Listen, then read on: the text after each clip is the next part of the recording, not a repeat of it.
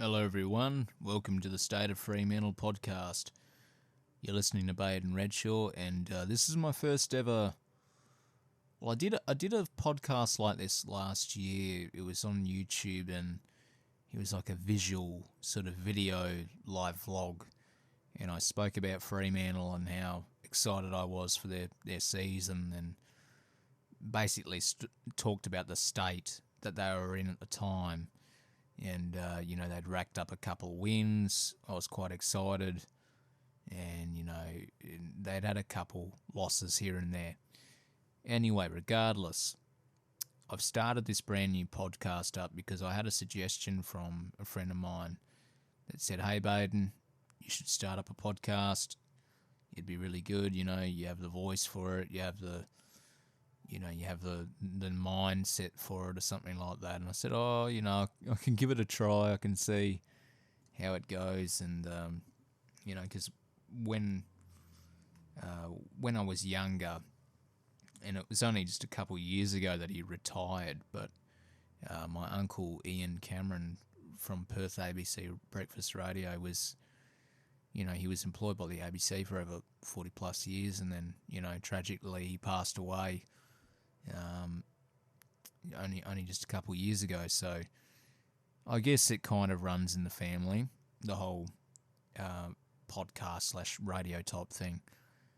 Anyway, we're going to get into it here. I just come up with a few little topics that I wanted to touch on, just to go over the state of Fremantle at the moment. Okay, so round two. I really wanted to talk about round two and what transpired because, it was an interesting contest. We had a much thinner list this time around than what we did last year, and we beat them by a point. We beat them by a point at Optus Stadium. And this time around it was at the Gabba. We fielded a much younger side.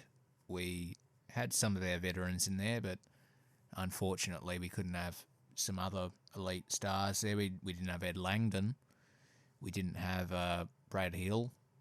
They've both left, so obviously we don't have those real hard gut runners. But we had others there and other good options. We had Hayden Young debut. We had a bunch of really good stars in there, like Michael Walters and Nat Fyfe that overperformed. They did more than what they should have. But props to them. They did their part and they did it exceptionally. Only issue is we didn't come away with a win, unfortunately. Guys, I'm a bit mixed on this one because we performed really well, but at the same time there were patches of play where we just didn't perform as great as we could have. Like the second quarter was pretty damn good. The first quarter was horrendous. And the third quarter was pretty, it was hard to watch for me. And then the fourth, we come out really hard. The only issue is, what was with that umpiring? I was watching the umpiring and I thought, my word, if they do not pay Matt Taberner's mark in front of goal, and they did it for Jack Higgins, and not only that, he marked it over the line. It was surely a behind. And you know what? They don't pay Matt Taberner's mark. And who was the man to make the call? None other than the miraculous, marvellous, wonderful Freo fan himself, Dean Margetts. And, and I say that sarcastically because he's known to be a West Coast supporter, and his wife works for West Coast apparently, and I just don't see why. Like I honestly don't see why he is still umpiring Fremantle games. I've seen so many games umpired by Dean Margetts. They get so hard done by him, and he keeps umpiring the games. They haven't twigged on it yet. They haven't realised and clicked and gone, we should probably keep this guy away from Fremantle games. It's like, it's almost like putting good old Ed, right? Good old Eddie from the Collingwood president, and then giving him an umpire suit and saying, hey, how about you umpire Collingwood's game on the weekend? It's almost like that in my mindset. But anyway, enough about the umpires. I think they should be looked at. I think the umpires need a bit of an umpire tribunal if they make a mistake. If they make an error, then they have to fess up. They have to pay the price for it. It's like a player. If you make a mistake on the field and you make a bad error, you have to pay the price. You have to pay a fine or a suspension. And it should be the same with umpires. They should pay the price in some way or another and, just be held a bit accountable. Because if the umpires aren't held accountable, then how are we going to have the integrity of the game and keep it true? Because we want to keep this game as true as we can. We want to keep it as honest as we can. And if we can't hold the umpires accountable, then it's not an honest game at that point. But moving on. The injury list at the moment. The injury list. It's quite interesting, actually, because we have a couple key players injured. And I wanted to touch on Harley Bennell as well, because Harley Bennell just had his debut with Melbourne. And he seems to be doing pretty well. He got into shape quite quickly over there. And it's quite interesting to see how things just clicked for him so he could get a game. Whereas when he was here, we just didn't want to take that chance, did we? Well, I know Ross Lyon didn't want to rush him. And I guess credit to him, he thought he was doing the right thing. As a coach, there's nothing wrong with that. There's nothing wrong with, taking the calm approach. Just being a bit safe. But with being smart and safe, it costed us a bit with Bennell. And I think when Bennell came here, and we can't blame it on being safe, because that guy would come in, have a waffle game or two, and would feel pretty shocking after it. He would pull up with sore calves or quads or whatever he was dealing with, and we'd have to put him on the injury list, and he'd have to rehab again. And it's unfortunate because Bennell has such potential, but I think, and what I noticed on the weekend, he was taking it easy. Whereas when he was in the waffle here in Fremantle, he was getting really high numbers, 30 disposals, like 2 goals, sometimes 3 goals, going absolutely off, getting really high numbers. And when he played for Melbourne on the weekend, he kind of was a bit chilled out. He seemed to have almost an average game in terms of stats. What I think they're doing with him is they're having him play a bit of a role. They're having him be a role player, not a go-to target, not an absolute star, an absolute gun. They're having him play a role. And I think that's interesting, and it's probably smarter to play Bennell that way because, he does have, trust me, he has all the ability in the world. We've seen it. We've seen it all before. But in him being like that, if he's going to overperform, he's just working his body too hard, and it's going to result in just terrible injuries. So, I'm happy he's playing a role at Melbourne. I'm happy that he's taking things a bit more easy, that he's not having to overwork himself. If they keep playing him that way, he'll be fine. He will have a bit of a career. Whereas I think over here we sold the farm to get him, and we paid the price because we wanted him to be that big star, that big key man, and he just couldn't end up being that for us. But we have good recruits that we brought in. I know some of them are a bit mid-tier, you'd probably say, with the stats over at St Kilda and whatnot, but I think Blake Acres is going to be a real interesting one. I think Acres and Aish, alongside everyone else, will be absolute stars. Aish is an interesting one because he's a multiple role player. He can do anything. He can go down back. He can go in the middle. Acres seems to be that big body midfielder that can just crash through the middle and do what you need done. But in regards to our injury list, I think, with Stephen Hill, he just can't overperform. He needs to just be that role player. He needs to take things easy. He needs to sort of just keep his mind on just doing the simple things, doing the basics and doing them well, and just being that experienced head on the field, so that whenever something goes awry, he's there. It's good to have that experience there and at your disposal, because then you can just use it. It's there. Whereas if you have him injured, you can't use it. It's not there. So they really need to work at keeping him on the field, keeping him ready, available, fit. Moving on, possible ins for round 3. And I wanted to talk about this because I think this is probably going to be the ins for round 3. I think Hogan will be coming in for a triumphant return.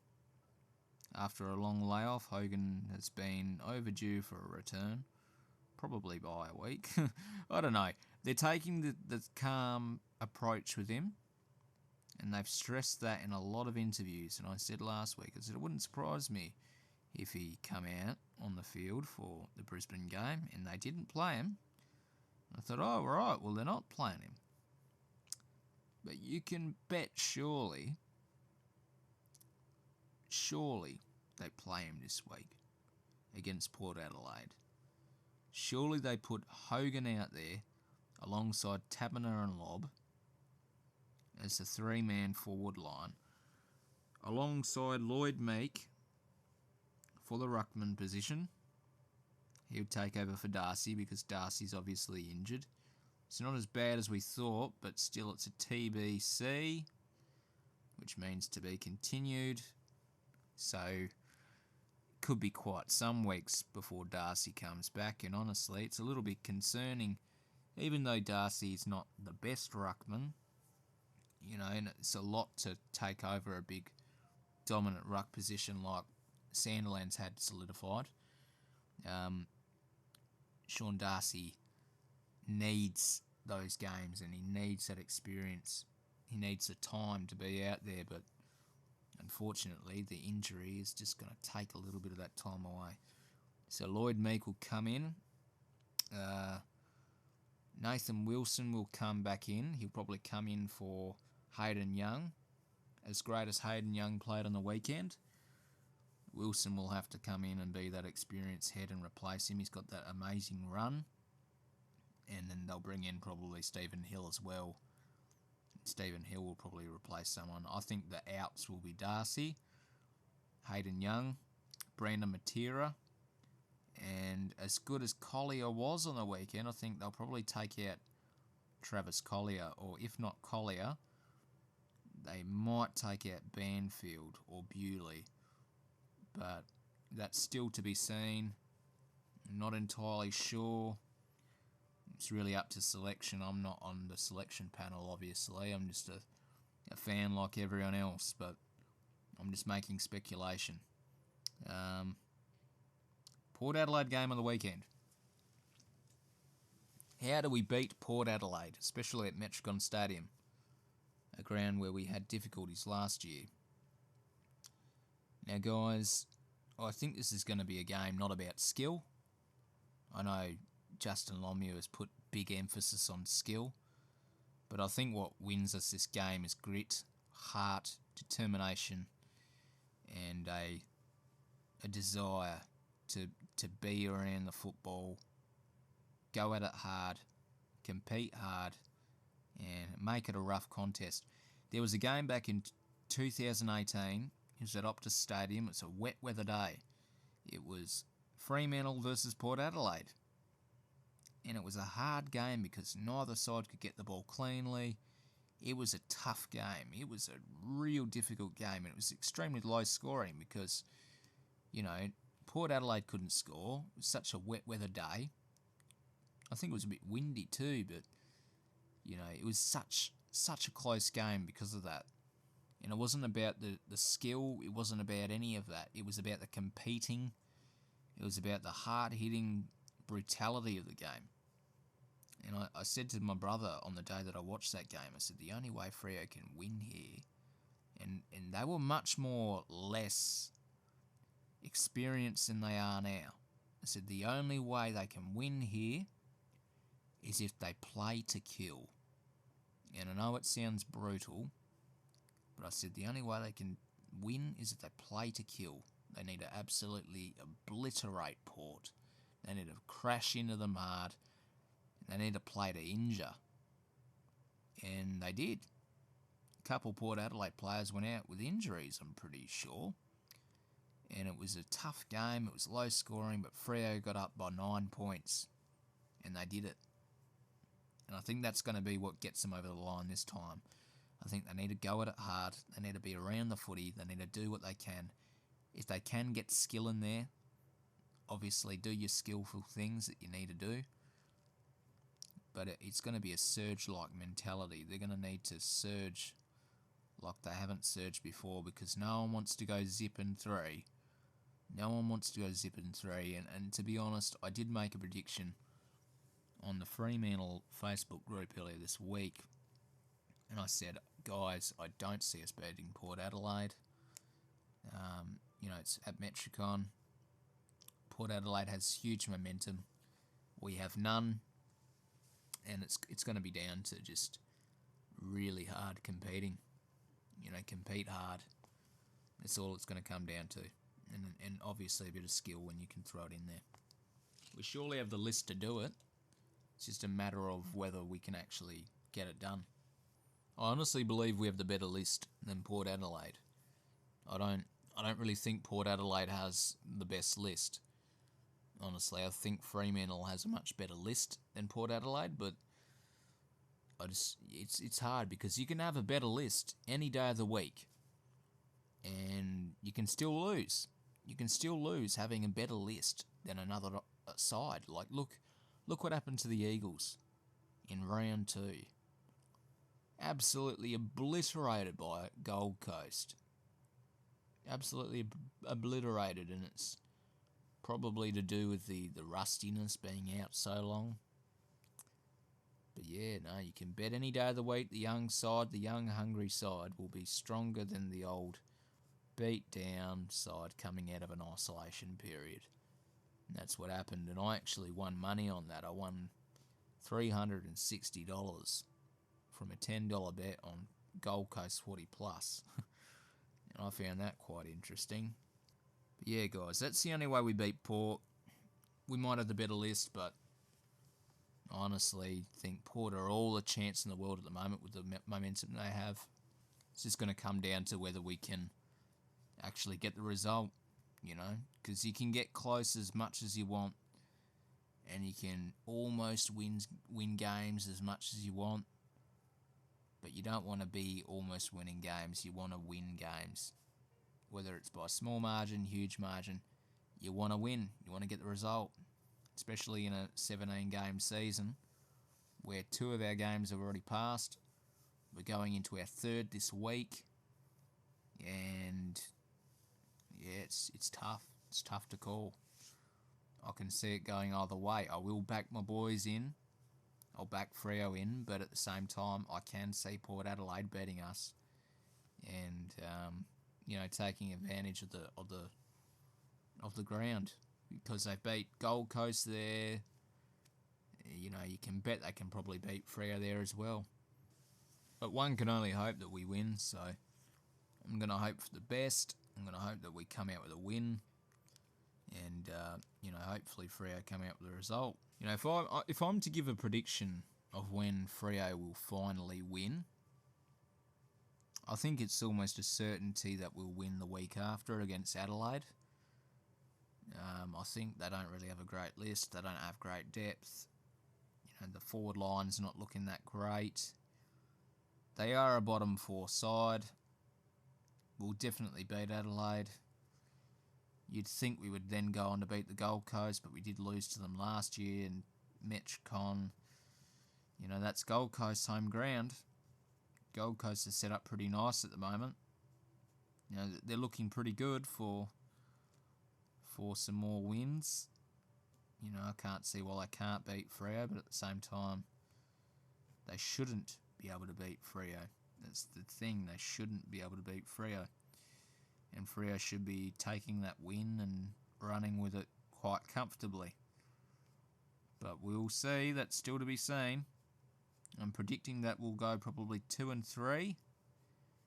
If not, worst scenario, it'll be 1-4.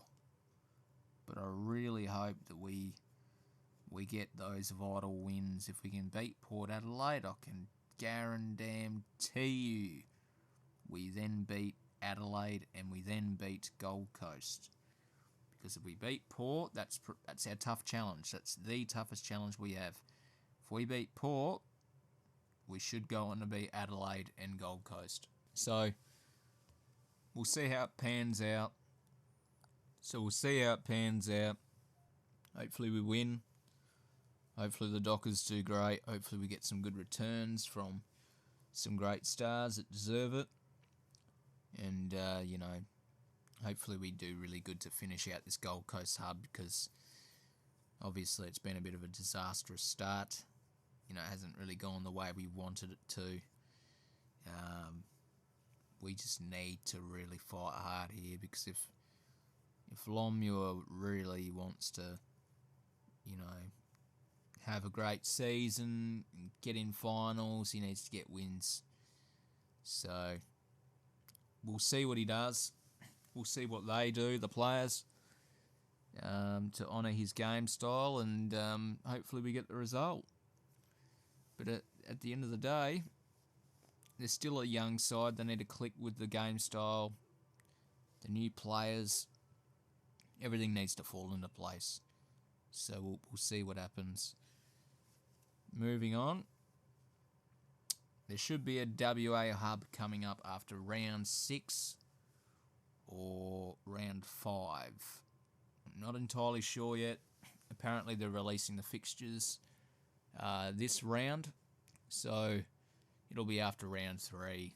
I think they're releasing it, but so keep your eye out on the fixtures for the upcoming games following round 5, because it'll probably involve a WA hub with a bunch of sides going over there to be confirmed.